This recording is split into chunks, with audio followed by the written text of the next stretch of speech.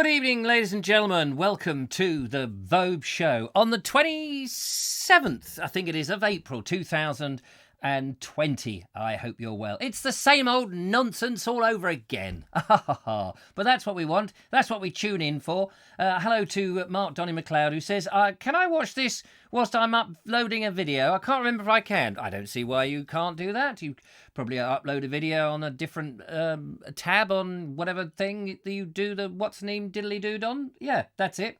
Give it a whirl, see what happens. It can only end the world after all. Yes, it's a Monday, isn't it? It's the start of a week. You wouldn't know it was the start of the week. We've all been locked down. We don't know one day to the other. I certainly don't. This must be day 35, I'm guessing, of whatever it is. We're fast approaching the end of the month. And when the end of the month comes, it means we have to take the calendar off and turn over and find out what the other picture is. The calendar is just there. You can't actually even see it, so it doesn't really matter anyway. But I need to find a better place for it. Anyway, hello to everybody. Very nice of you to come by. Hello to Philip Hallamond. Today's of yore, Robert Brailsford. Ernie. Hello, Ernie. Lovely Judith. Lovely Julia. Mayhead. Being There Photography, who's now no longer Gabriel. He's chopping and changing. Audrey. Audrey, lovely to see you. Claire Leach, hello to you. Andy Dalgleish, Ron Langley, lovely to see you. Ed Loud, Rami Boo, Fiona Cooper, Turbo Stream, Glastonbury, Gabriel. Wait a minute, didn't I just... No, wait, I'm slightly confused. And David Sargent, nice to you. Josephine Suter, and many others who are coming. 48 of you, 6 likes, marvellous. That's the way to get going on the show tonight. Yes, we got some more videos for you. Fantastic. And Boris is back. Boris... Yeah, you what, Boris? No, you can't come up. No, you're going to stay back out there for a bit. Sorry about that. Sorry, Boris wanted to get in on this. He's very excited now being back in charge, and he wanted to get in charge of the vote. No, I've told you, Boris. No, you can't possibly. You've got to stay back. Back! Somebody chain him up, will you? I don't know. It's like a dog without a bone. Trying to get back. Trying to dig up the bones. You know what it is. Do you have a dog? Does your dog actually bury bones? When I was a friend of Harriet... I'm still a friend of Harriet, but, you know, a friend in a more intimate sort of fashion. She had a dog, and her dog used to bury bones in the garden and used to know where they were too. And it was quite fun to watch this little dachshund bury these bones. And then every now and again, I would go and take the bone out, undig it. Yeah, I would. And then you'd see the dog going, where's the sodding bone gone? Where's this bone? I had a bone here. Where's the bone? Sometimes we'd give him a toy. It was a little girl dog. Give her a toy and she'd go, oh, yeah, this is great. Yeah, lovely. And then go and bury it. Bury the toy. So we would go and undig the toy, knowing where it was, because you could, you know, the dog was so thick, you didn't realise we could watch the dog do it, you know, from maybe a window looking down. It's like, yeah, we can see what you're doing. And then it would go, where's the toy? Where's the sodding toy, for goodness sake? For goodness sake, where is the toy? I buried it here. I know I did. Oh, maybe I buried it over there. And the dog would go and look in different places. Is it over there? No. It's definitely not over there. It's where is it? And then, of course, we would have it and it'd go, wait a minute, you cheeky... Because dogs can't actually wag their fingers. Anyway, hello to you. The Boris is back in town. Is that the one by Thin Lizzy? I think it is, actually. That is. Boris is back in town. Yeah, very good. Mark, couldn't do that on my stupid CAC connection, says TurboStream. Ah, yes, uploading and downloading. Very difficult. You must be on the west coast of the US, Wilf, says Ramiboo, I think that was. Josephine says, mine does all the time. She comes back in with the very same muddy beard. Yes, it sort of gives you a clue of what the dog has been up to. J.W. Hardley says, it's definitely a Monday. Mondays make themselves known by a bad fall. What? By a bad fall? Reminded me it was Monday. I hope you're all right. Where did you fall from? Hope not off Niagara. Oh, I was once clambering up Niagara and I fell off, landed on my bottom. And no, I never did. Of course I never did. That would be very silly. Hi all, says Connor's Dark Corner. Yes, lovely to see you. And Barbara Charles. Yes, dogs bury bones. They are not allowed to have safe deposit boxes. That's why, because they lose the keys. They could have a key round their neck, couldn't they? That would be all right. Instead of a collar, no, not a collar, a tag. You know, a tag, a thing. Isn't it true now that dogs, you know, a lot of them are electronic, so you don't actually need this thing, which is okay if you've got some form of tag reader. If you've got some form of tag reader, then that's fine. You know, sort of get hold of the dog by the thing, Come on, I need to scan you on this thing, find out what your owner is. Far better if it says, Rover, this dog is dangerous. Do not touch or go near. We'll have your arm off. Oh, yeah. Wish they'd tag the blooming thing. Hey ho. Glenn Johnson. Hello to you, Glenn Johnson. Lovely to see you. Thank you very much. Stephen must go. Even. The dog was in charge. He liked humans searching. Yes, that's true. We would all have to go outside and live in the kennel, wouldn't we, if the dogs were in charge, and bury our bones, our old bones. It works. Uploaded. Now processing. Well, hey, it must have been a short video. Either that or you got an amazingly fast connection. Anyway, hope you're all okay. And yes, Ramy Wilf says he's up near British Columbia, near Vancouver. That's nice, up there in Vancouver. So I'm told. I have no idea. I've never been. Anyway, did you live at 999 Lettsby Avenue, Richard? Yes, probably. Acacia Avenue, in case you're asking. Know what I mean? Anyway, let's open the phone lines. Let's get this show going. We have some videos. We're going to start off with some very interesting, exciting videos for you, which we've been coming in through the internet throughout the day. Meanwhile, I haven't actually been out filming today. I've been inside filming, so don't panic. Don't panic! Don't panic. It's all right, Boris. There is a video for tomorrow. Yeah, there is a video for tomorrow. It's Doris and... Doris? Doris? Boris, take off that skirt. You're now Doris. Oh, there's something you want to tell me. Oh, I see. You've been reading all those gender books, have you, whilst you've been at Checkers? You've been checking things out, have you? Yes, that little dangly thing. Oh, well, never mind about that. We're on a show at the moment. Yes, I can't remember what I was talking about. 0793 4746 790. Give us a call. See if the phone actually is working today. I've been baking bread again, and I had an even better loaf than before, but I can't show it to you because Mr. Tesco's wanted it back. What? No. I realised that it had taken me yesterday some time before I realised that you were all saying that I had bought the loaf. Because obviously, I mean, I hadn't bought the loaf, but you were all hinting that, oh, well, you've just bought it and pretended you've made it because it was so radically different from the previous meagre attempts that I had made. And Julia put me right. She said, oh, yeah, the people, they'd been saying it in the chat room, but you just hadn't been seeing it because of your flappy mouth. You've been babbling on about this and showing videos and not really paying as much attention as you should have done. And I thought, yes. So that's why when he said, oh, yes, they look like when Mark Donny McLeod said on the phone that they look like the ones that they'd sent down to Mr. Tesco's by the 1,000, he thought, he assumed that I knew that he was pulling my, and I didn't. Anyway, never mind all that. It's not your key, it's Rob. Oh, it's not your key, it's Rob. You can get GPS tags for dogs now. Can you? So you know where your dog is. So if somebody steals your dog, you can actually scan it.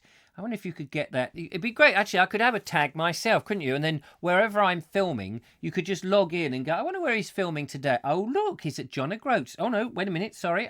Land's End. Now he's in Vancouver. Hang on a minute. Now he's in Saudi Arabia. Where is he going, that Vobes? It'd be good, though, wouldn't it? You could check in. I suppose you could do that with my phone, really, but hey, never mind. Call me Steve, says Stephen Musco. All right, Stephen Musco. I must go and call him Steve. Do you like humans, says Days of Yore. I used to like humans, but they keep themselves at a sort of physical distance from me at the moment. Every time I go and say hello to somebody, I go, hello, mate, how are you? They're like, yeah, I'm all right. Keep back. No need to crowd me. I thought, what do you mean crowd you? There's only one of me. I cycled to Lord's Wood Road today, says Turbo Stream. Where's Lord Woods Road? I'd love to know where that is. Got a phone call. Haven't got time to know where Lord's Wood Road is. We got to take the call. Hello to you, caller, calling the Vobes. Hello to Vobes. Hello. It's Quiet Ed here. Ah, shush. Stop making a noise.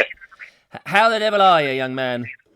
Oh, can't complain. Still round and squidgy. How are you? Please complain. Makes it much more interesting. Isn't it true when you say to somebody, how are you? And they go, yeah, I'm all right. And actually, they may not be all right. Their spleen may have broken. That's so true. People do that all the time, don't they? They lie through their teeth, if they've got teeth. Yeah. Otherwise, they lie through their lips. So what have you been up to today, Monsieur Loud? Well, I've been editing another video. I've been cooking dinner. What did you have for dinner? Oh, well, we had fish pie today. Oh. I made some soup earlier when you were reading your book. Oh, yeah. That And didn't send you to sleep then? no, of course not. I think it sent Ramiboo's mum to sleep. Yes, it? Janet, I It's think. very late there for her. Yes, poor old Janet was snoozing away. I could hear the Zeds coming in. They came down my chimney. Quite what they were doing.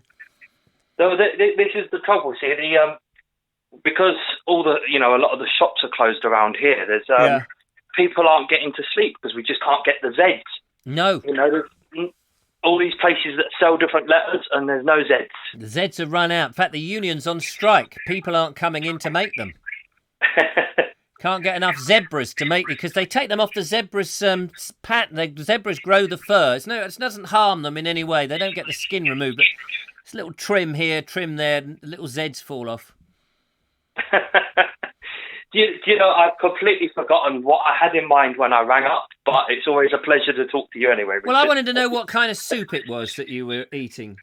It was pea soup today. Pea soup. I suppose if you've got to go somewhere, why not fill a pan and eat it? I'm all about the pulses and the lentils and the... what do they call them? Are they legumes? Legumes? I don't know. Oh, yeah, old legumes. There's plenty of old... Maybe Richard Soggett can tell us what they are. Yes, he probably knows. Is he out there, Mr. Soggett? Yes, I saw him. I said hello earlier. I said, hello, oh greeniest of green fingers. Oh, well, I'm very pleased. I'm very pleased that he has got the green... I haven't spoken to Mr. Soggett for a while. I must give him a call, make sure it's okay. Jeff Kellison's just saying you could make a trek and go over to Vancouver Island, British Columbia. You'd really like Victoria. Is she a nice woman? I know she doesn't get amused very much these days. I know too many Victorias. It's getting very confusing. Oh, right. Okay. Fair enough. I know so many people called Vicky. I've literally lost count. I know more than 10. I've lost count how many. You literally lost count? Yeah, I've literally lost count. I've known so many Vickies. Was that Count Vicky? Count Victoria. Anyway, you rang up for something other than to waste my time. No, I don't mean that. How rude. I mean, I don't want you to think that I was ignoring whatever it was, the raison d'etre for your... Oh, it doesn't matter. It wasn't anything important. No, I thought I'd call in. Nobody was calling. So... I know. I don't know what's the matter with them. We call this... They're all shy.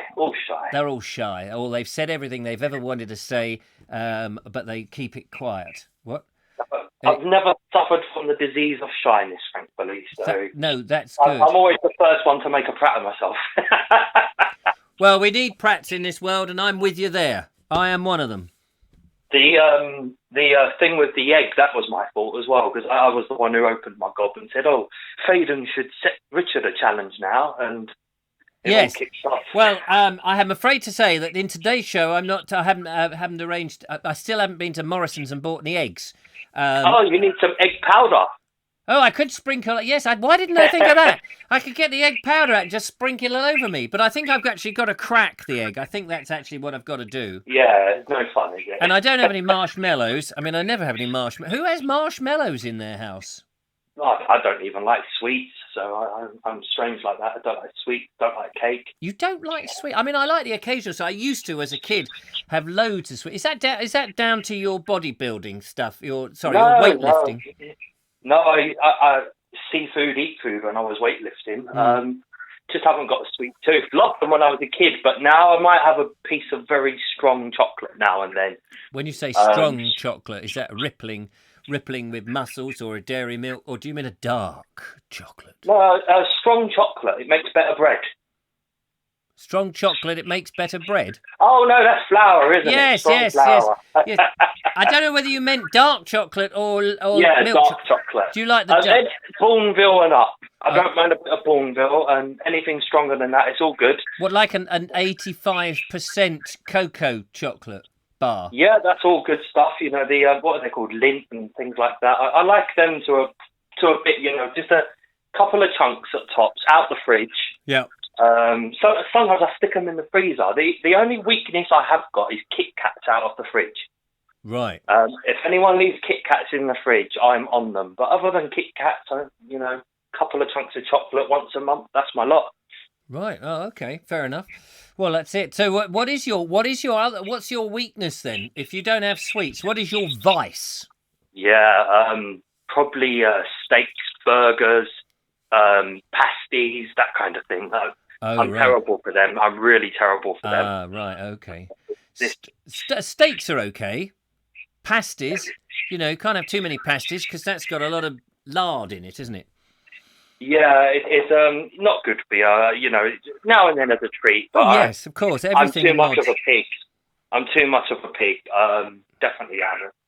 It's I don't know. I don't think I can claim it's a 38-inch waist anymore. I'm sure it's growing. 38-inch waist. Yeah. Let's see if anybody's got a bigger girth than that. Anybody out there got a bigger girth than a 38-inch waist? If you have, put your hands up, you win a prize. I don't know what the prize is. But anyway, never mind. We got off to a good start, which is great. Thank you so much, Ed. Just tell everybody that I don't bite their heads off. Don't you? No, not really, because I'm in a little house in Worthing, you see. It's very difficult to find where some people are and actually then get my gnashers. My poor it's spoil sport. See, we could have made another spooky video. I have to say, your video was really, really good. I was very touched that you made one about discovering the Vobes. It's all a true story as well. That actually genuinely happened. Happened. And I was sitting in the Ocean Inn in Dymchurch Village, and there was one of the people at the bar, because they let dogs into the bar area, had a dog called Grandad. Can you believe that? No. And I was there with my granddad. And so what? They said, Grandad, and your granddad went, hang on, is he talking to me? No. No, he went, he said, what? Deaf as a post, my granddad was. Oh, bless. And and so from that moment, you were destined to make a video about your discovery of the Vobes, you poor man. Yeah, I wish I could say I was being creative, but it was all a genuinely true story. That's how it happened. I massaged the edges a bit, but I genuinely was walking down St Mary's Road in Dymchurch in the Romney Marsh at night time, and it was misty. And what made you go out there at that time anyway? What was your original purpose? I can't remember if I went shopping for my mother or I went shopping for my brother. Oh, right, okay. One or the other. One of them was with Grandad. They sent me to the shops because they both got bad eyes. So I went to the shops because there's no street lights. It's pitch black. You're going to end up in one of the drainage ditches. Yeah, but thankfully I've been going there 30 years, know it like the back of my hand. So I was all right. But coming back, I'd stopped in the pub for a few, and we'd been talking about smugglers, funnily enough, and exactly like it was in the video. And I was coming back, and there it was, really, really misty and atmospheric. And I wish you could have been there because it was just such an atmosphere, What is your favourite part of the Romney Marshes? What is your favourite part? Ooh, if you had to send somebody somebody like an American who'd never been to England and had no idea, no concept of what the Romney Marshes might be, where would you put them to say, this is iconic Romney Marsh territory? I would send them to the church of St Mary in the Marsh, which is about 2 miles down the road from Dymchurch in the country lanes. And it's a very, very small village, just a few houses. And you must have gone quite close to it when you've done your documentary. The name rings a bell. I'm just trying to place which one that is. Is it a complete church or a ruined church or an open church or a closed church? It is a complete church, and I saw you riding your bicycle on St Mary's Road, heading towards New Romney. And if you'd have taken your first right when you came off that road, you would have been heading towards it.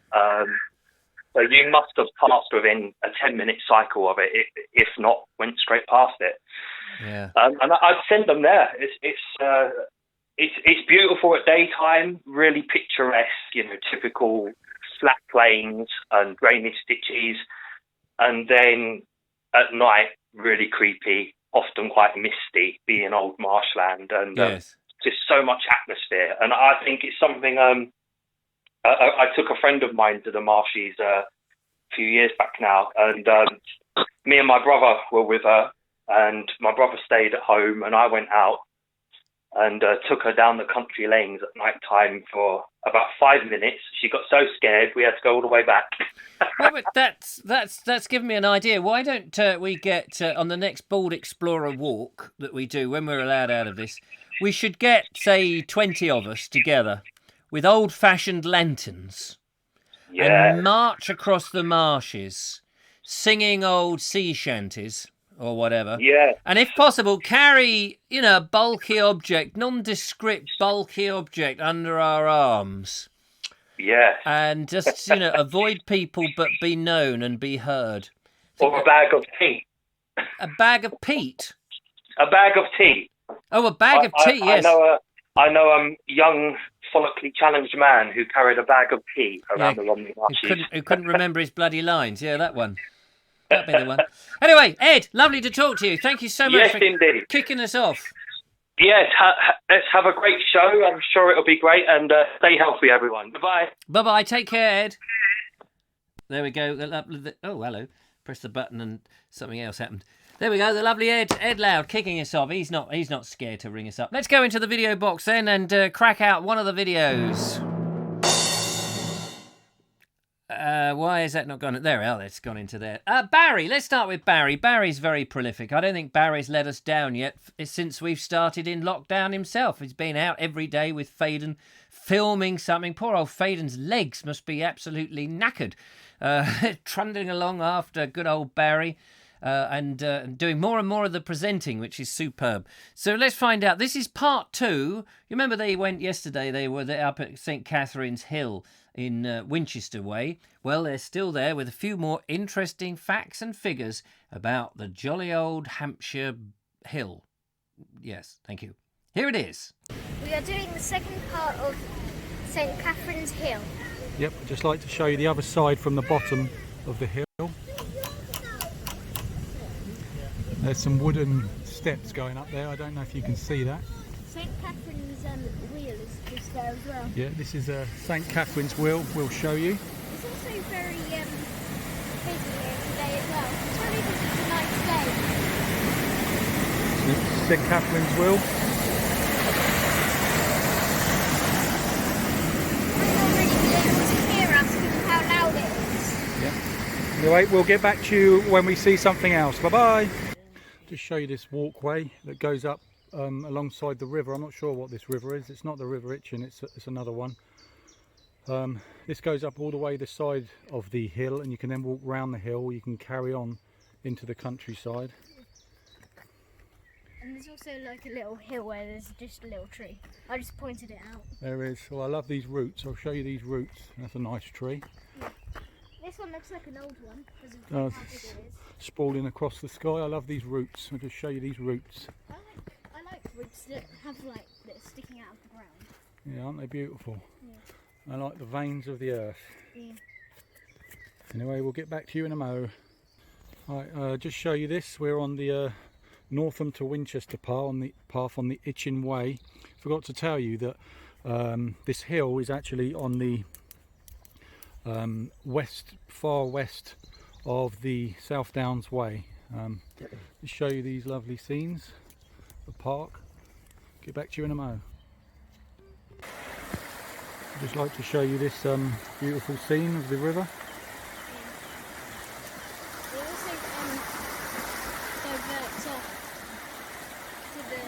It also diverts off to the right. It does. Then there's this. Yep. Does anybody know what this is? Yeah. Does anyone know what this is called, Faden says? Get back to you in a mo.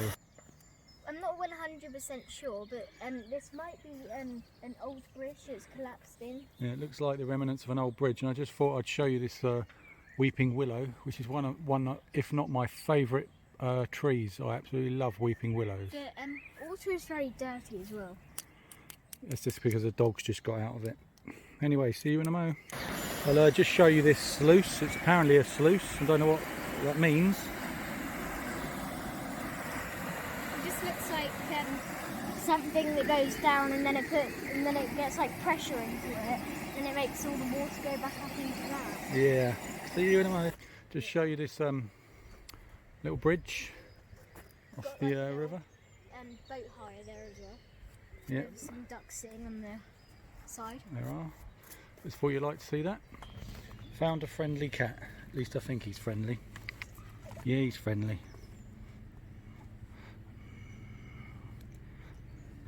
We've also got a cat called Star. We have.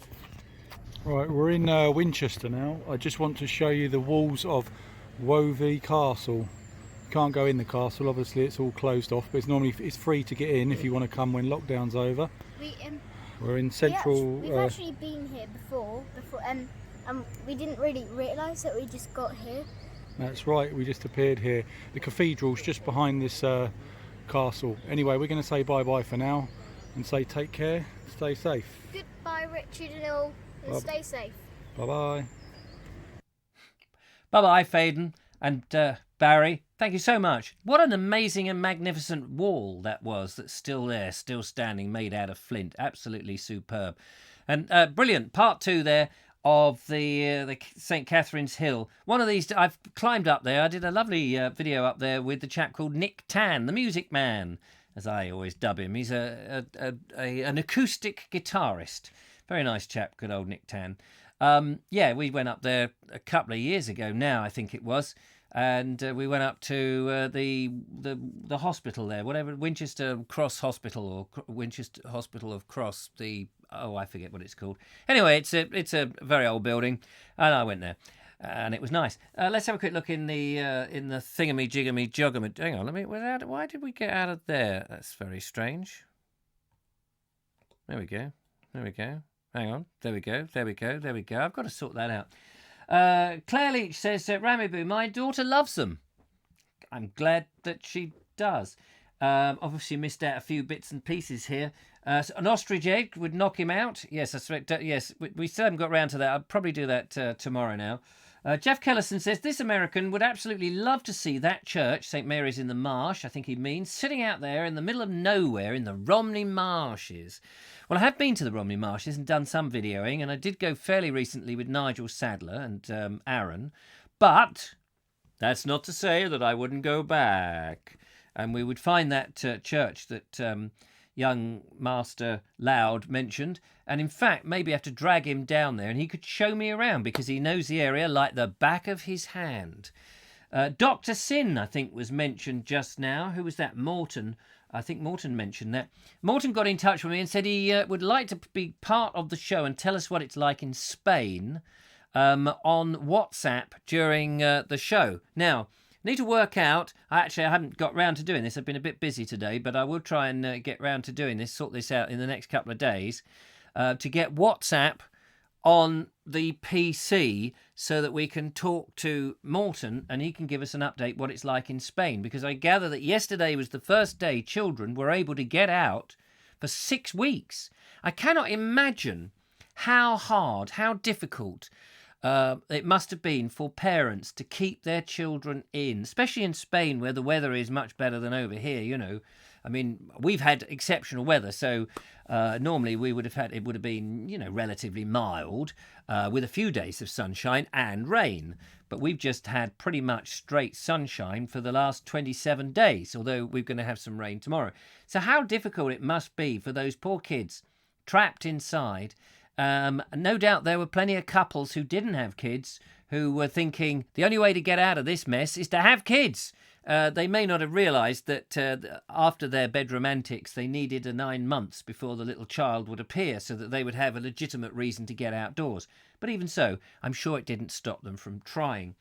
What else have we got here? They're talking about something called Simones or s'mores or something. I don't know what they are. Jeff Kellison says he'll send some of the pinwheels to Claire, which is great. I'm not quite sure what a pinwheel is. I know what a pinhead is. And Kevin's Ramble says that you would like them. So that would be good. What else have we got? Days of Yours says, was Patrick McGowan in Dr. Sin? He may well have been. And Linda Kane says, are they delicious as corn dogs? Yes, if they're as nice as corn dogs, please don't send any to me. Thank you. That's a real please. Doesn't the Pilgrim's Way go along the path by the River Itchen, Barry? That's a good question. That's another long-distance path that I would be itching to go and do a walk on, actually. Philip Hammond says, the Romney Hythe and Dim Church have a locomotive named Dr. Sin. I did a podcast, I think I mentioned this some time ago, on the Romney Hythe and Dim Church, but clearly you need to go back and do a bit of videoing. So maybe that would be, again, a joint venture with lovely Ed Loud and I, if he can keep the volume down, that is. So that would be good. So there we are. Oh, hang on. What have we got here? I've just suddenly... Lovely video. Yes, that's a lovely video. Blah, blah, blah. Oh, by the way, yes, you can give us a call if you so wish, but don't feel obliged to. Beach Winter says... Beach Writer, even, says that's why you make sure that you live where they have their own tiny yard. Have you been to Dungeness, says Richard Vobes. Yes, I've been to Dungeness. It was in my smuggling video. You may remember I went down to Dungeness on the beach and I was filming out there outside the French power station, and police turned up with machine guns. Yeah, and they really did. And they wondered what I was doing. They said, "You're not filming the power station, are you?" I said, "No." Of course, I had actually been filming the power station. I said, "How did you know I was here?" They said, "Oh, there is CCTV all round here." And I thought, oh, I bet they were having a good old laugh, because I had sneaked behind a bush and emptied my bladder. So I'm sure that probably upset somebody in the control panel going, hello, look, there's geezer over here. What's he doing stalking through the woods? There's not many places at Shingle Bay area. There's not many places to sort of, if you're caught short. What's he up to then? Look. No, cover your eyes, press record. Cover your eyes, though. Yes, probably saw me watering the flowers. Bit naughty. Anyway, the next minute, these two policemen came up with machine guns like this, ever so friendly. And I said, oh, well, I can't afford a cameraman. I was there with my big camera on the big legs, the tripod legs, had my script, and I was learning my lines. If only I could write English, it would make it so much easier to understand. But it's easier to remember when it's... And then I would set the camera off, and I would stand in front of the camera and go... I may have made the mistake there. That's what it was. Anyway, the point was they had a good laugh, and then they left me alone. They said they'd actually been watching me for some time, so they knew I was pretty harmless. So, yes, but I do need to go back. It's very nice down there on Dungeness. I was filming some lovely... Anyway, it's all in the Romney Marshes thing, and I think Morton... Lewis said that he was watching that very episode. Yes, Richard, we had a street party for the kids yesterday. There you go. How amazing. Because I know the Spanish what do they call the Spanish police? What do you call the Spanish? Gendarmes is the French, isn't it? What do you call the Spanish polizia? Is it polizia? Something like that. Or is that the Italians one?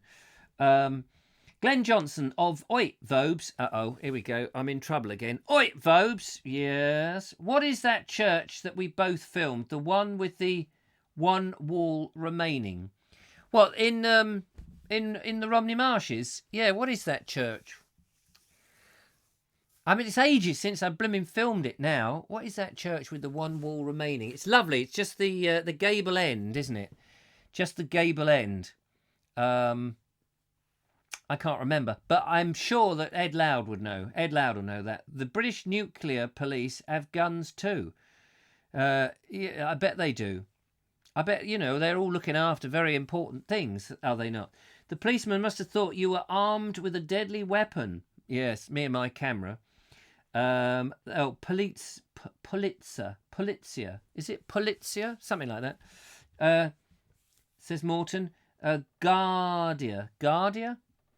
You can call them anything you like as long as it's nice. Yes, I once went to America with my mate at the time called Jimmy, and he and I were in America, and we'd flown from San Antonio. No, we hadn't. We'd flown from Chicago to San Antonio, Texas. And no, we didn't. I lied. A complete lie. We'd driven from Chicago down to San Antonio, Texas. I'll get this story straight. But we had left the rent-a-car at a rent-a-car place, or we were going to, at the airport, and we were going to fly back, you see, rather than drive back, because it took us about a week to drive down there, something like that. And we were doing our podcast and all this sort of nonsense. And then on the last day, we were going to take the car to the airport and shove it in to Hertz Rent-A-Car, give them a bit of a plug, and catch the aeroplane back to wherever it was I just said, Chicago, and then we were going to fly from Chicago back to the UK. And it was early in the morning, and we were trying to find the airport, and we got a bit lost. And I said, look, there's a slip road. We were on some sort of motorway thing. And I said, there's a slip road there. Let's go up there and get off here, and we'll go and find somebody. So we went down this slip road, but before we got to the end of the slip road, this police car out of nowhere suddenly halted us. The lights came on, the red and blue lights came on, and we thought, oh, God, what have we done? What have we done? And these two blokes, these two Texans, came out with guns out here like this, built like, brick houses. I don't know why they call them brick houses, but they are built like them. My mate Jimmy was driving, and I was navigating, and they stopped us, and they said, they wanted to know who we were, where we were going, and what we were doing. And he said, well, we're trying to get to the airport, blah, blah, blah. He said, you're driving down a one-way slip road. You're driving the wrong way down the one-way slip road. We were actually, instead of coming off, we were getting on, but onto another part of the motorway system. But we were coming on the bit that comes towards you, and they said, you could have had a nasty accident, and this is against the law, and blah blah blah. We said, well, we're British, and they weren't too happy at first, and they said, well, what we're doing, you see, is we're trying to get to the airport so that we can leave our car and fly back to Chicago and then go home. Well, they cheered up after that. They took Jimmy's name and address and all of that. They didn't bother with me, luckily. And they said, yeah, no, that's all right. You go back, turn car around and go back down this way, turn right, turn left, do this, do the other. And then you'll find the airport. It's quite easy. He says, but please don't, whatever you do, come back to Texas ever again. I think they said that in jest. But I could sure imagine that had we have been American or that we were staying any length of time, I think they would have thrown the book at us. They were quite pleased that we went. So there we are. All Saints Church. There we go. It's All Saints Church. My auntie just told me All Saints Church is the ruined chapel on Chapel Lane. There we are with the gable end. All Saints Church. That does ring a bell now you mention it, he says glibly. Marvellous. Right. Okay, let's have another look in the video box. See what's in there tonight. And in tonight's show, if he can find the blooming thing. Yes. All right. Now, I'm not sure if this is Mike's or Grace's. Mike's friend Grace may have done this, or it might be Mike's. I'm not too sure. It came through, I think, Mike's account. But this, if I remember rightly, is some Playful Kittens. Just a nice little bit of an interlude. Playful Kittens, ladies and gentlemen.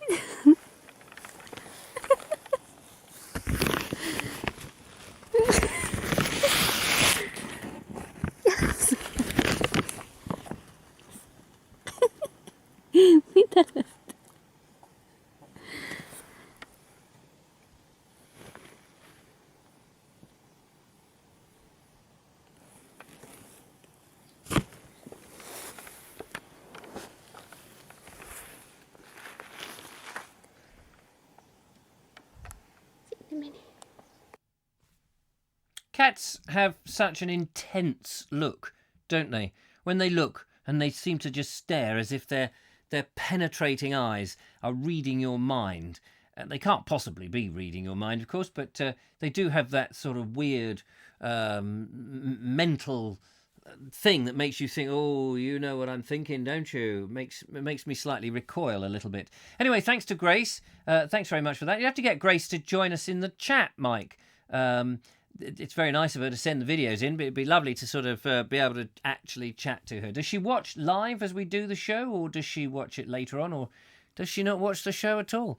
It would be interesting. But thank you very much indeed, Grace, for sending that in. A lot of people like cats, and was it Morton who said that cats is what the internet was made for, or was it the other way around?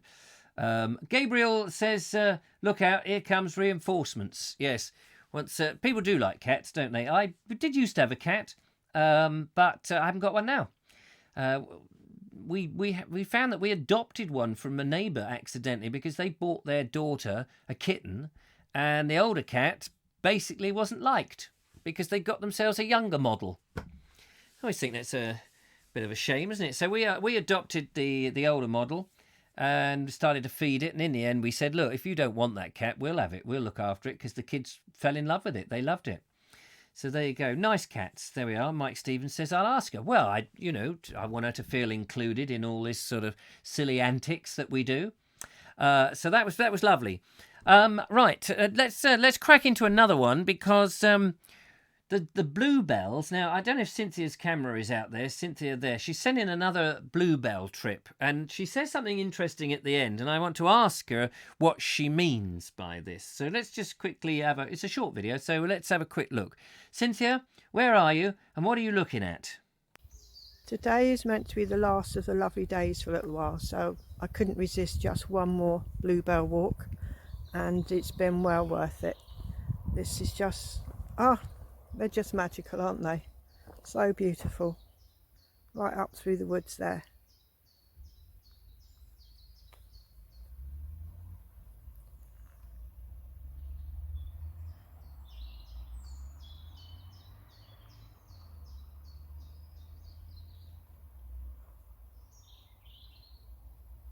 Just love them.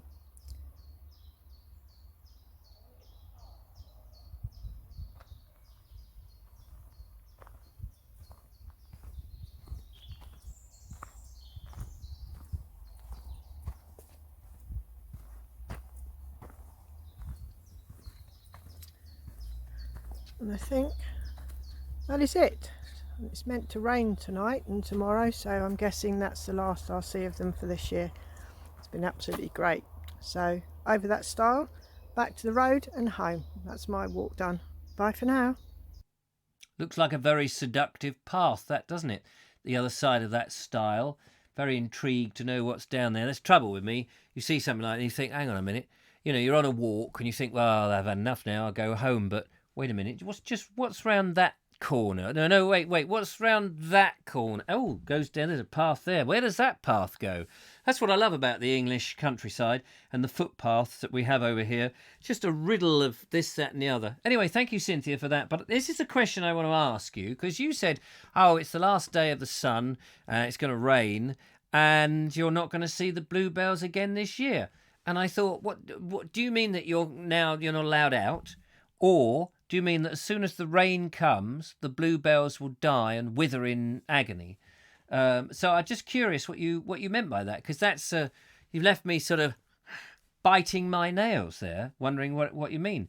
Because presumably they'll enjoy a bit of water, and maybe they might be there a bit longer. We might have a bit more sunshine yet. I mean, we might have 3 or 4 days, but surely they'll still be there, because don't they? They last till May, don't they? Although, having said that, I did look at the video that I made last year, which was around about the 23rd of April, when we were looking for Bluebells with Matthew Holdsworth and me. So I'd be interested to know what that. Kevin Ramble says they're probably growing better because the sweet chestnut had been cut 7 or 8 years ago. So more open to the sky, and therefore more light coming in. Lovely Bluebells, Cynthia. My Bluebells are dying. What have you done with them, Claire? Have you put bleach over them again? told you about that. You mustn't put bleach over your bluebells or they won't go ding-dong. Roy Langley says, is that Cynthia that goes to walk with Richard? No, that's the Cynthia that goes to walk with Kevin. You're thinking of Cynthia Julian, who occasionally comes out on walks with me, which I must give Cynthia Julian. If you're watching, Cynthia Julian, do come in and say hello. I must give you a ring and make sure you're all right. They're in isolation over there. Stephen Musco says, my bluebells are finished now. Ah, what a shame. You must get ones with bigger blue touch paper on the end. So that's it. So is that what it is? That the season of bluebells is over? That is a shame. I've only seen them on the one miserable walk that I did. Was that on today's video? Yeah, I haven't had a chance to get out onto those sort of pastures because obviously I've been trying to stay as safe as I can, but push the envelope as much as I can. Josephine says you have Cynthia each. Well, I'm not quite sure which. Oh, Cynthia's coming there. They probably won't be as lovely after heavy rain. Oh, I see. Well, let's hope it's not heavy rain. It might be. I was thinking that they might enjoy a little bit of a drink with all the rain coming down, and they might just have one last week or gasp of being out there. Julia says Mojo is as big as the girls now. Oh, Mojo's the kitten that came last year, just before Christmas, I think, about the 10th of December or sometime like that, if my memory serves me right. And he's grown now. He still has his bits because neuting isn't essential. Somebody on YouTube, I think we must have mentioned this in this show, that using bricks on horses, I think it's horses, well, when they'd use the bricks to smash the nuts together. Somebody said they said that it doesn't hurt. And I said, how do they know? How do they possibly know whether it hurts or not? I'm sure that the animal, whatever animal it was, I'm sure it was a horse, that you do that with 2 bricks. I'm sure you can't tell me that even if your nuts were not in there, it would still hurt. Even if it was just an empty sack with nothing and you go like that, you're going to bash the skin together. That's going to hurt. Surely it can't possibly not hurt. I think that's very mistaken. But, of course, you can tell me I'm wrong. Why not? People do all the time. That's great. Oh, I meant to say if anybody wants to call, but we'll quickly go to another video whilst we're here. Limit the calls, So we're now going to go to back on the canals. And Adrian, Turbo Stream, has been out in Birmingham filming the canals. And yes, it did bring back. It did bring back memories. You'll know what I mean, because Adrian will address it. So, Adrian, canals, Birmingham, yes? Well, what a beautiful day we've got here in Birmingham. So, Richard, this should bring back a few memories for you. This is Sherborne Wharf in the middle of Birmingham. I do believe you shot a video from there. One of your long format videos. Do you remember that? Anyway, let's go and have a quick look around what else we can see around the canals of Birmingham. Well, this is Old Turn Junction. So to my right is the Birmingham Main Line Canal. To the left, under that bridge there, takes you down to Fazeley in Coventry. It's the Fazeley Canal. And under the bridge leads you to Broad Street and Gas Street Basin, where we're going to go next. This is the centre of Birmingham now. What it used to look like was awful.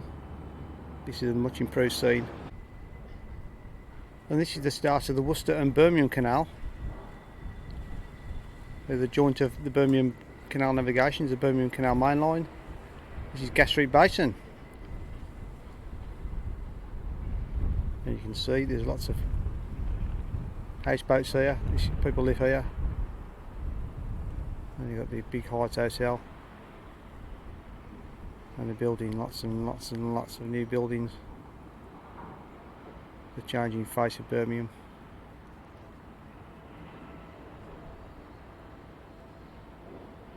But originally there would have been a lock here called the Worcester Bar, and it meant that all the goods had to be transshipped across the bar and then over to the canal navigations, but then common sense prevailed, and then They opened it up and it's all now obviously one canal and the canals are nationalised. Anyway, with this brief tour of Birmingham canals, it's back to the studio. That blue building, that huge, tall blue building. Oh my God! It's nearly as tall as the one in Worthing that they're building that looks like some drunkard has fashioned. Oh my God, that was massive. Talk about changing the face of Birmingham. I'm sure at one time Birmingham must have been very nice. Then it went through the uglification phase, as Benjamin Britten called it, and I believe J.B. Priestley also has used that term, the uglification phase. And now, of course, they've preserved some of the old, which is nice, and they've got some of the modern. But surely a great sentinel of blue glass like that is just, I don't know. What do you make of it? Did you like? Do you like those sort of things? Who's into this more modernist architecture? Because I rarely find anybody who's really interested in it. But maybe I hang out with the wrong sort of people. You can call the Vobes 0793 4746 790. Give him a chance. Somebody who hasn't rung before, maybe, and just say hello. That would be nice. I'm struggling here a bit tonight. A bit tired and a bit jaded, you know. Glastonbury says it doesn't hurt if you don't get your thumbs in the way when you smash the old two bricks together. Yeah, no, I'm sure that's true. Stephen Ruff says using bricks and a horse. If you do that, you're going to go into orbit, and I'm not at all surprised. I think that's absolutely true. Glenn Johnson says, I need to look around Birmingham. Yes, there is some old bits in there, but there is a hell of a lot of redevelopment. I don't know how much it was bombed in the war, probably quite a bit. Not as much as Coventry, I don't think. Maybe it's why cats never seem scared when I'm out picking cucumbers. They're usually out in the garden with me. Oh, right. Yeah, because cats don't like the cucumbers, do they? Cracking Canal. A very interesting sort of junction of where you start off one and go to the others. I'm sure that Fran and Rich have been through there, if my memory serves. They've been to quite a few industrial places. It's quite interesting watching their videos because they do go through some of these old industrial places where, of course, the canals were key, and in fact why some of these why the canal is there in the first place, because that's where the industry was transporting its materials and stuff. Anyway, so did the little roundabout thing used to be a toll? Can you imagine trying to moor up on that thing, on that little roundabout, to try and pay a toll? It did throw it like at the tolls on the M50, the M54, is it the M42 toll, where they've got a big basket thing and you can throw the cash into it. I've never used that because I always think it's never going to quite, they'll find a duff coin in there and go, and then suddenly the police will be coming pounding down on top of you. Birmingham must have been a massive centre of the Industrial Revolution, says Claire. Yeah, absolutely. Connors says, I'd love to call, but I need to work up the courage. For goodness sake, it's just a telephone. I'm just a voice on the end of a telephone. Worst comes to the worst, you can hang up. I'm not going to come round and find you. I'm not going to waste my time doing that. Mike Dixon says that within a year or so, they will give the architect who designed that horrible block of flats on Worthing seafront an award. Yeah, probably. And he did it one night after too many beers, Corona beers, I imagine. Why don't we have a few wibblers? Because it's by the sea. I imagine that was the inspiration. It's by the sea, isn't it? We'll have it wibbly-wobbly like that, and it's just, like some drunken idiots under the pier. I don't know. Barry Stevens says, can't stand modern architecture. It's soulless and has no character. Just my opinion and taste. I'm absolutely 100% agree with you. I know, of course, these buildings are trying to fit the modern world into old Victorian and Georgian buildings. They're not built for the purpose of the modern world, especially if you're trying to presumably put some internet cables and all this ducting stuff round, because the walls are too well made.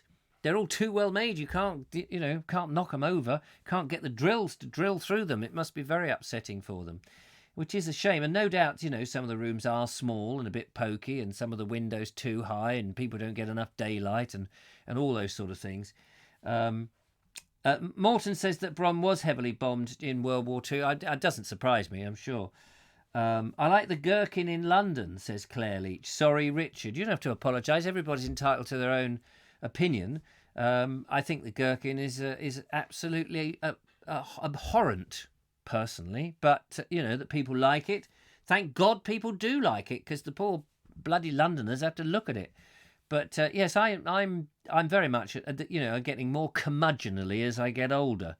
I think I'm hanging on to the traditions and things that have meaning.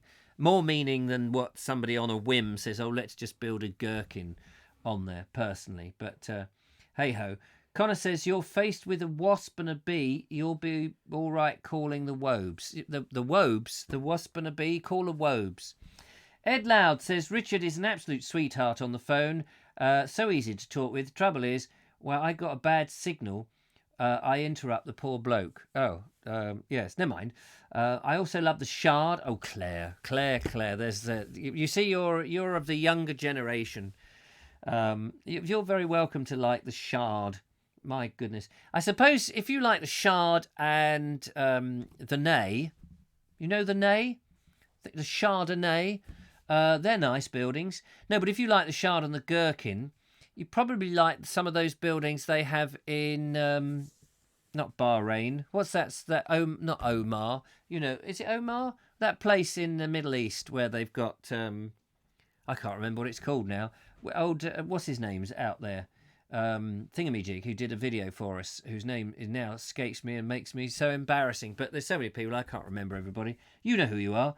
Well, all those sort of buildings out there in what is the name of that place I'm thinking of? It's got the palms, the palm in the water, great big palm. Dubai. Thank you very much, Julia. Yes, Dubai. Well, you have to when you go to Dubai because that's all you can do: buy and sell and have a load of money. Or you can live in a hovel in the middle of the desert and feed those giant mice with humps. TurboStream says the island was always an island on the Turn Junction. The Birmingham canals were most likely industrial in that area. Yes, that's right. Yeah, I'm sure they were. Josephine is also saying Dubai. And then I try to avoid buying things personally. The Gherkin, the Shard, the Millennium Dome, Canary Wharf can be seen from where I live. However, St. Paul Cathedral is the best I can see. Yes, St. Paul's. Now you're talking. Christopher Wren, he knew what he was designing. Hello on the phone. Hello. It's not a new voice, sadly. It's Lisa from Leeds. Hello, Lisa from Leeds. Hi. I rung back because I realised that when I rung you last time, I didn't really answer your question, and you'd asked me what I liked about your Glastonbury videos. And one of the things was that when you went to the Abbey, well, in Leeds, I don't know if you've heard of it, but we have an abbey called Kirkstall Abbey. Have you heard of it? What's it called? Kirkstall Abbey. Kirkstall? Yeah. Have you heard of it? No. Well, it's a really nice abbey. In Leeds? In Leeds. Oh, right. And it's free to get in. And it's really well... It's preserved, should I say? There's a lot to see, basically, and it's free. Where is it? Near the big town hall where you've got the big Catherine wheel? I don't know whether you've still got the Ferris wheel up at the moment. No, where the town hall is. Yes. If you kind of. I know. I only know that part of the town, and I tell you why, because there's a radio station based round there, and it's a stone's throw from there to get into town to go and grab something to eat when I was working up there, doing some video stuff. But I don't know Leeds in total. I know that one half of Leeds, you've got the universities and you've got those god-awful halls of residence that they've shoved up. Yeah. Well, if you're in a car, it's about 20 minutes from the city centre. It's a straight road from Leeds to Kirkstall. Oh, right. And there is an abbey along that road, and it's absolutely beautiful, and it's worth anyone's time, and it's free. Is it a ruin? Is it a ruin? Yeah, it's a ruins, but it's not. It's like they rebuilt it a little bit. How marvellous! So it's a really lovely place, and if you Google it, you'll see it's a really nice place. Hang on, I'm going to Google it now. Whilst you're on the blower, hold on. I need to get How are you spelling it? K? Kirkstall. Kirks. Kirkstall. Oh yes, I've got it. Hang on. Yeah, Kirkstall. Sorry. Let me get a picture up, and then we. Oh yeah! Wow! Look at that. That looks absolutely. I'm gonna have to find. Where's my webcam so people can see what I'm looking at. Here we go. I'm just pointing this at the computer for ease of. Let's get this view image. Here we go. Wow, that looks absolutely spectacular, and it's free to go in. Yeah, so that's free to go in, and you go through a really nice gift shop. So we went on holiday for a couple of days to Whitby as a family, and there's an abbey at Whitby. I don't know if you know Whitby, but there's an abbey at Whitby. Yeah, it's Whitby's. Is that the one that what's his name, Bram Stoker went to and got the idea for Dracula? Oh yes, because there's a Dracula museum walkthrough. Not a museum, it's one of them scary houses that you walk through, and we went through that as well. It was terrifying. Oh wow! But the Whitby Abbey costs £40. It's £10 per person. So we went. There's 4 of us, and I think I took my sister. So I think I ended up paying about £50 to get in there. And there's nothing to see. There's nothing to see. We was in there about 15 minutes in Whitby Abbey and left, and I spent so much money for nothing.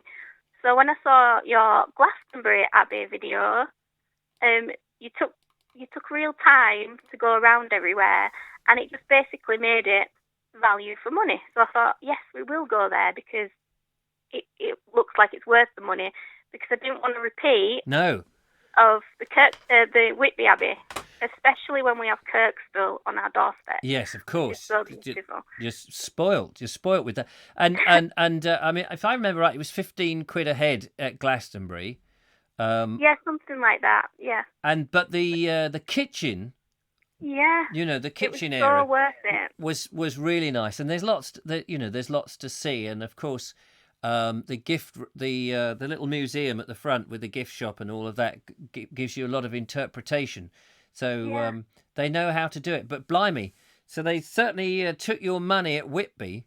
Yeah, it's like if you stood outside of Whitby Abbey, you've seen everything. Good God. You do not need to go inside unless you're really big on reading and you want to read every little bit of history on it. Yes. The actual ruins are just like some stone pillars and a field. And unless you're going to have a picnic in there, in my view, it was a waste of money. Yeah. So when I watched the Glastonbury Abbey videos, it just, especially there's a scene where you and Julia are walking up some stairs and it's raining and you've got your umbrellas up. That bridge... That was like, I want to go there. I so want to go there. And have you been there yet? Yeah, I've been to Glastonbury Abbey. No, that's what I thought. And I would go back 100%. Okay, so Glastonbury Gabriel from Glastonbury is saying Glastonbury Abbey is a total rip-off. Now, he lives there. Oh, I don't See, he feel lives that. there, and I think that's part of the thing is sometimes when you live there, you can see the place and you might want to go there several times, and of course you've got to pay and what have you. But to somebody over up in Leeds way, it's a fair old trek to go down there. But I guess how would you compare the Glastonbury Abbey with Kirkstall? I feel like there would be more to see at Kirkstall, but because, like you say, I'm spoiled and I've seen it 100 times. Yes. It still doesn't lose its beauty and interest, but I've done it. I've been there. Yeah. And so Glastonbury Abbey, I feel like with the kitchen, like you said, with the kitchen, that's amazing in itself. But I suppose one might argue that there is more to see at Glastonbury, but for me, I feel like Kirkstall would be the winner. Maybe I'm biased. Yes. But maybe the history, I like the history of Kirkstall as well, because I've done the guided tour and they take you and say, and that's free as well. And they'll say, this is where the abbots had lunch and this is the fireplace. And you can clearly see it still was a fireplace. And you can imagine them just sitting there for 15 minutes and then going down, because they could only have 15 minutes of heat in this little area. Is that right? They could only have 15 minutes of heat? Yeah, and then they had to go back to the regular duties. So it's just really interesting. You don't want to spoil them, do you? You don't want to spoil these monks. I suppose they lift up their cassocks and just sort of, fill it up with a bit of heat, and that acts like a hot water cape. Possibly. I mean, I don't know. I don't know. And I really like the main hall as well. Even though there's no seats in it, you can still clearly see all the pillars, and you can see where the staircase would have been to come down, the night prayers and things. It's just pretty cool. Have you been to places like Glastonbury Abbey or Glastonbury? Yeah, Glastonbury. Not Glastonbury. What am I talking about? I don't mean that. Gloucester. No, I haven't. Or one of these ones like Ely, that are pretty much, not the Abbey bit, but the main cathedral church sort of thing is there. And do you think? No, sadly not. Well, I just often wonder, when you walk round a museum, when you walk round a ruin, because it's a ruin, it has a certain quality that you have to use your imagination. I think you're right. You said something to Julia when you was going around Glastonbury in that little scene with the umbrellas and it's raining, and you said that there's like a certain kind of energy that you get from the ruins and the bricks, the same way that maybe Julia gets from the trees. I feel that because it's like a connection to history, and it's like almost being able to touch history. If that makes sense. Yes. No. For me, it's when everything is all complete. I mean, it's very nice and it's very great. It's great that something very old is absolutely 100% complete. But to me, there's an additional magic quality about a ruin that's there, because you're almost filling in the gaps with your imagination. And in a way, your imagination is often better than the real thing. Yeah. So you mean when they kind of rebuild upon the old ruins, then it kind of spoils it a little? Yeah. Because I think when you're walking around, you can sort of almost, you're having to work harder at picturing what was there. Now, I know some people will walk around and just go, as you said, it's just pillars and a bit of brickwork on the floor, and they don't know enough about history to sort of even begin to picture or imagination, and even the interpretation boards don't sort of kick-start it off. But if you, like you with Kirkstall, there's enough there to sort of go, this must have been, it's amazing, lovely now, but think what it must have been like when it was complete. It's something I often think when I walk through the main space is how lucky I am to be standing there, because in its day, there would have only been men allowed in there. Yes, so true. I think as a woman, and I'm not being sexist or anything like that, so I don't want to upset any female viewers or anything, but how lucky I am as a woman to be able to stand there, where if I'd have approached in the 1500s or something, I'd have been turned away and told to go away quite firmly, I should imagine.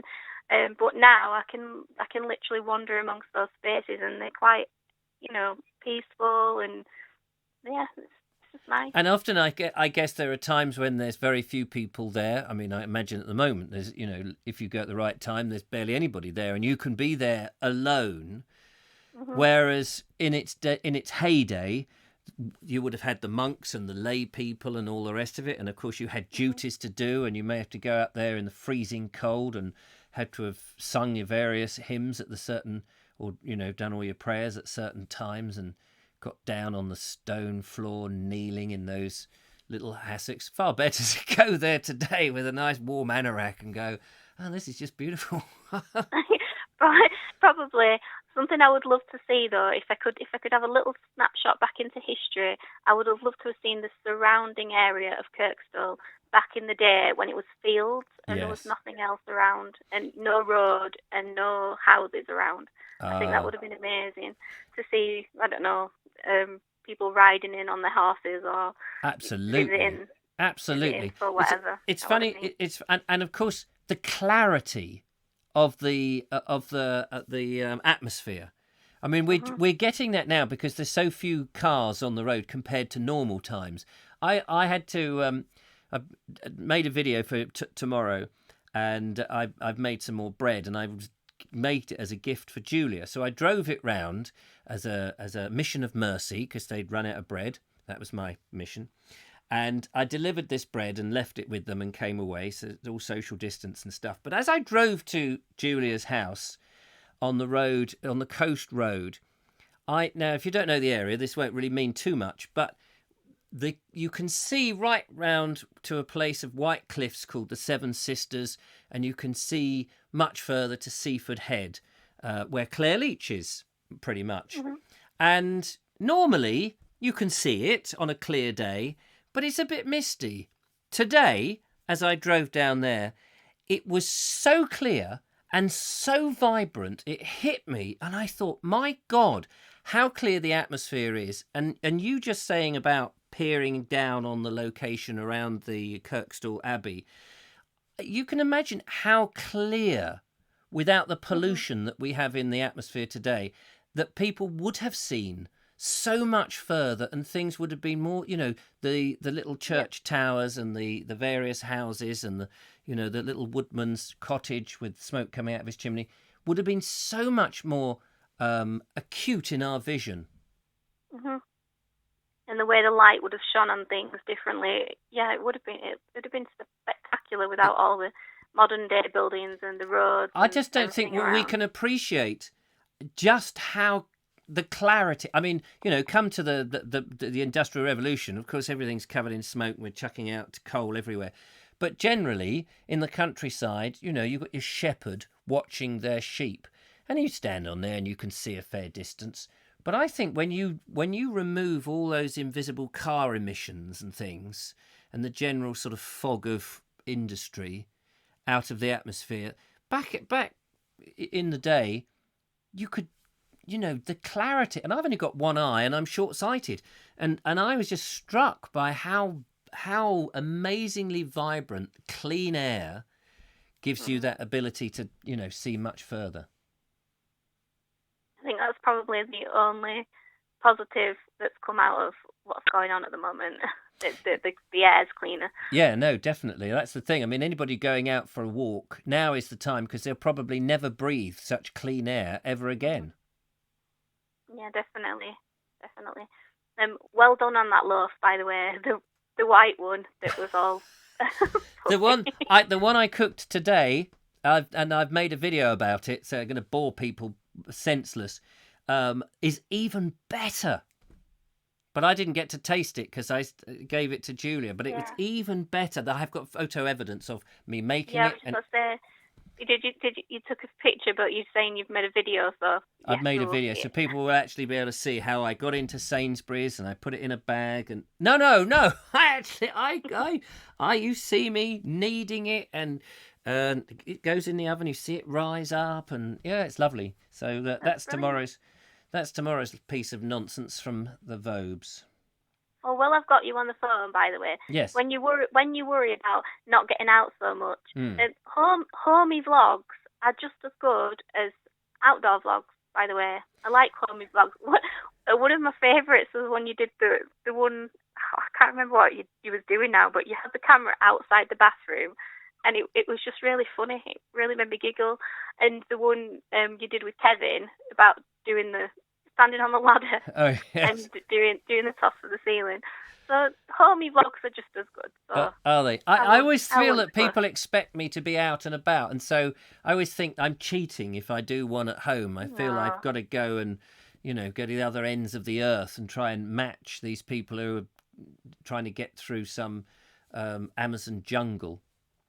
No, everyone likes to be outside, but we also like to see how other people live as well. Like, homey vlogs, they do pretty well, really. Oh, right. I like homey vlogs.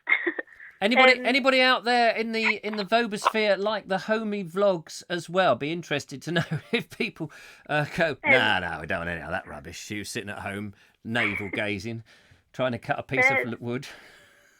There's a new vlogger that's just started, but saying that he lives in a French chateau, but he's called, the vlog is called Doing It Ourselves, and it's basically them restoring a chateau and they got 1,000 subscribers within their first 5 videos. They bought? Not 1,000, 100,000. 100,000 subscribers in their first 5 videos. What did you say they bought them? No, they've bought a French chateau. Oh, they bought a French chateau. Sorry, I thought you said they bought the subscribers, because I know you can do that. No. I'm not surprised. Doing it ourselves.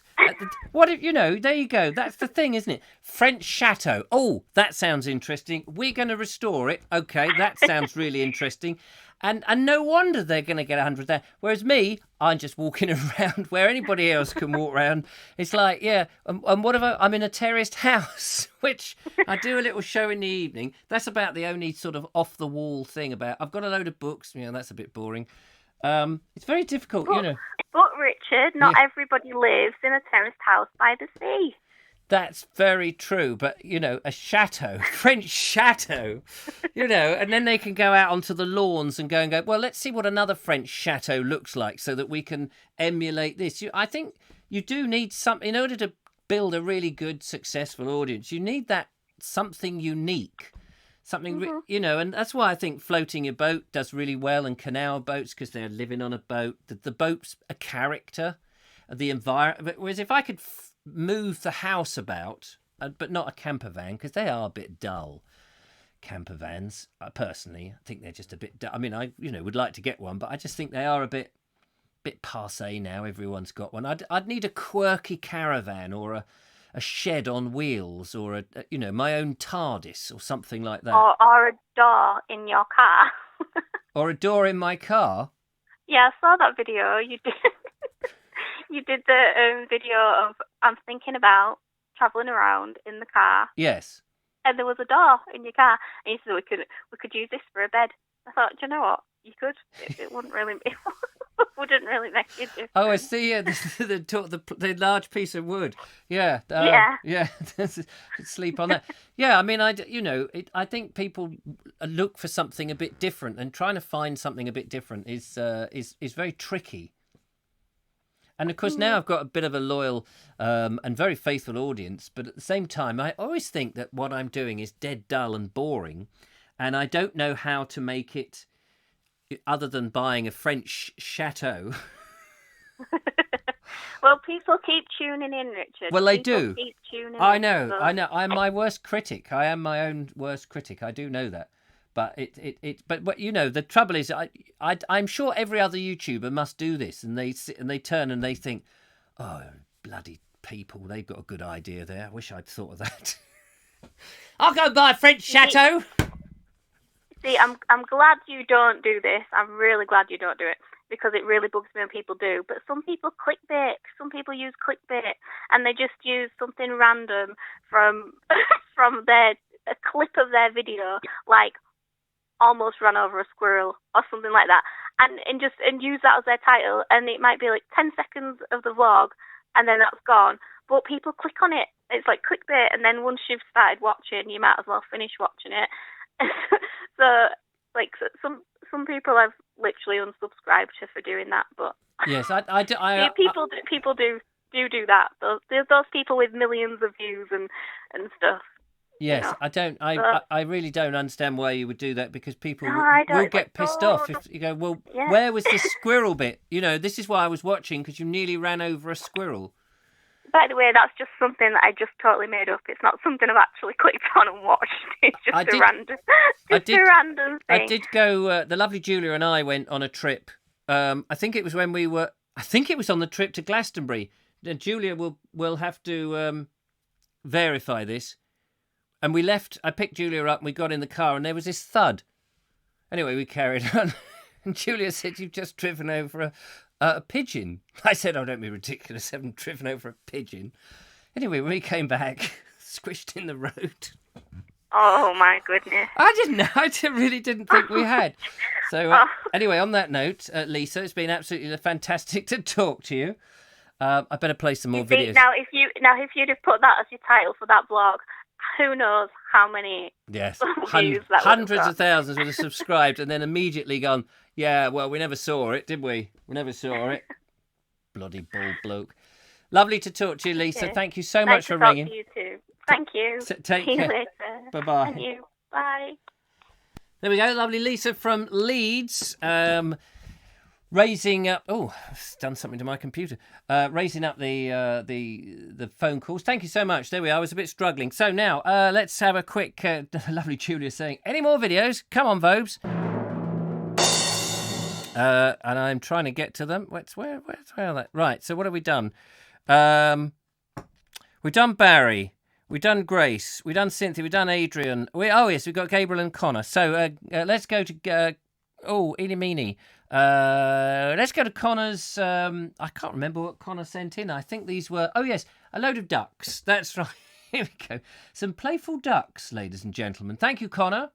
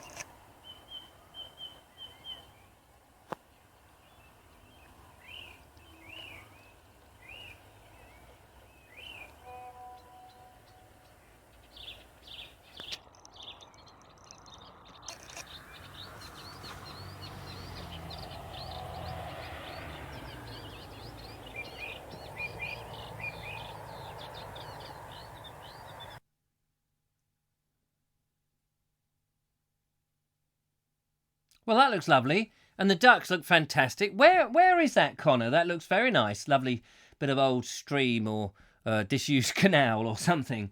Very lovely. Do let us know. That would be great. Yeah, sorry, I think might have gone on a bit there. Excuse me. Swallowed a fly then. I didn't see a fly. Oh, that was a bit weird. How are we doing on the time? Oh, 23 minutes past. We'd better crack on with our last video. Gabriel's been out with his drone. He is the drone master. Gabriel, I'm going to have to come over, bring my drone and get some lessons from you when we come over at the end of this lockdown. I'm absolutely very keen to get to grips with this drone and include it and try and up the quality of some of the videos.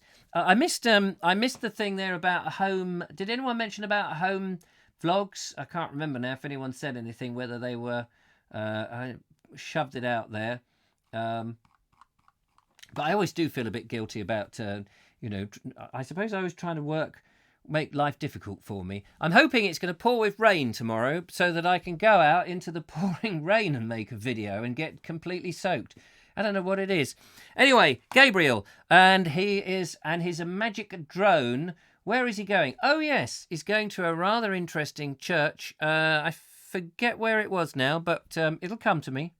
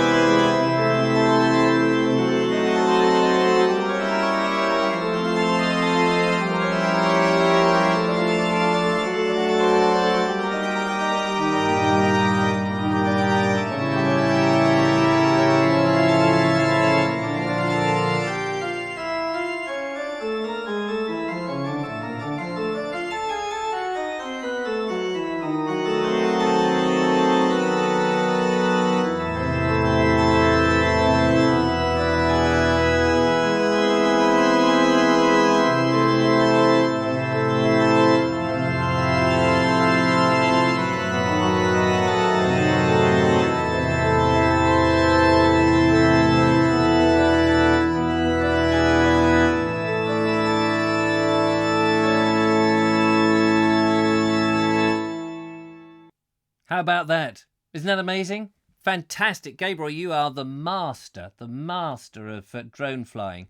The only thing I would like to ask is, when I did the test that you have to now take for drones over a certain weight, it said in there you can't fly it over towns and villages, which made me, a bit miffed, because I was under the impression that now, a number of places that I would love to, like somewhere exactly like your video there, and flying up to a church and all of that sort of thing, whether, unless of course you've got permission, but I notice you're flying over. I mean, you're not looking directly down on people's houses as such, but you're flying over them. And I wondered what the legal ramifications is that, or maybe as a commercial drone pilot, you're able to fly it slightly differently than the rank amateur like myself. I haven't really got to grips with what I can do and what I can't do with a drone, because I haven't flown my own drone yet, so I don't want to drone on about it. But fascinating and beautiful photography, though. Absolutely beautiful photography. So well done to you, sir. So I'm looking forward to teaming up and having a couple of lessons and trying it out. And especially when we go around the Somerset levels and all those places, it would be wonderful to get it out and give it a good old fly round. How about that? Anyway, we are at just about past now. So thank you very much for joining me. An hour and a half. Blimey, it goes so quickly. Thanks for the phone calls. Lovely to hear from you all. And thank you for all the chat, which is great. No doubt, back again tomorrow. Who knows where I've been, what I'm up to. Do share your stories, get in touch. And don't forget, if you want to make your videos, very easy, film in landscape. If you've never made a video before, it would be great. Just as Lisa was saying there, even if you film something like, "Hi Richard, today I've been knitting for cats. I've knitted some waistcoats for cats." And that's all I'm telling you. Even if it's something as simple as that, do send a little video in. Don't make them too long. A couple of minutes at the tops is absolutely fantastic. Brilliant. In the instructions to do so is in the description. Send to my email via WeTransfer. There we are. That's the name. But that is it for today. We've had a lovely time. I've enjoyed it immensely. I'm trying to get back into the show so I can put the end credits on, or the beginning credits, however you want to call it. But there we go. Thank you so much. Take care. Look after yourselves. Enjoy the rest of the evening. Don't get too wet when it rains. And I'll see you tomorrow. Bye-bye for now. Bye-bye.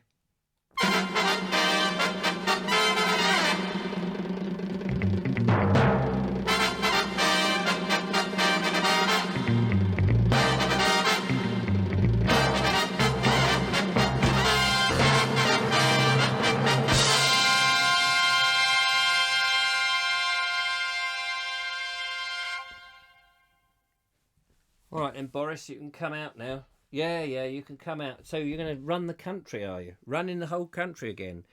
I don't know that I haven't really enjoyed hiding you here for the last 3 months, 3 weeks, 4 weeks, whatever it is. You've not done the dishes once. And as for washing the floor, and I did ask you to clean the old carpal stone, but you refused to do that. And the other thing is the guttering. You said that you were going to do...